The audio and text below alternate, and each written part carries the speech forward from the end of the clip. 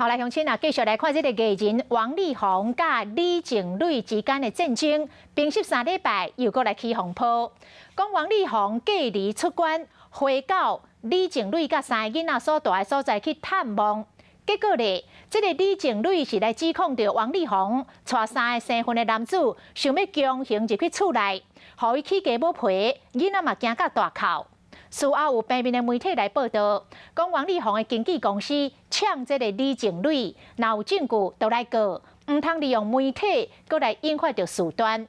啊，李静蕾嘛马上过来发声明来回呛，讲伊有报警，讲伊有王力宏不堪的证据。过去的恩爱已经消失啦，随着李静蕾连发毁灭文，嘛好王力宏的形象彻底崩盘。 伫王力宏隔离出关后，有消息讲伊过去甲伊某所住的厝，想要去看囡仔。因为李静蕾伫 IG 写讲，王力宏坚持带过个青婚的查甫人，硬要入去厝内。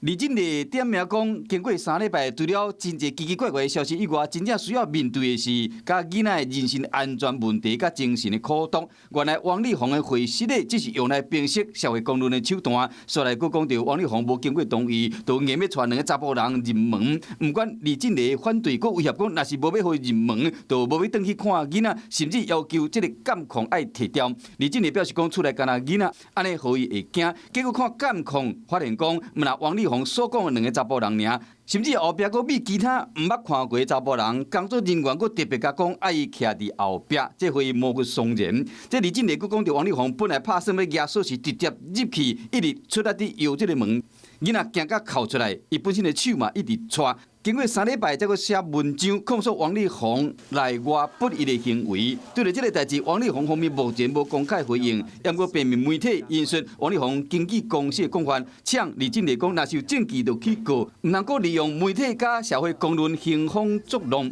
某平面媒体讲，王力宏会带其他人陪同是律师的建议，无看到囡仔真艰苦。对了这个讲法，李静蕾伊佫赶紧发出8点的声明做回应，强调讲本身伊有报警，嘛毋捌阻止王力宏去看囡仔，甚至强调讲，若是王力宏同意，会使公开抛出证据，或者李静蕾点名卷入这个风波的白兔妹优米。 由工作室发文讲，李静蕾无配合警方调查，伊造谣诽谤。李静蕾嘛回应讲，本来当作讲这个消息已经被砍掉去啊，因为一个材料发现讲根本就无收到这个消息，佮提出影片澄清，同时再三强调讲，一定会配合调查，将证据提供给警方。看这个办事，这场风波未遮简单就煞去。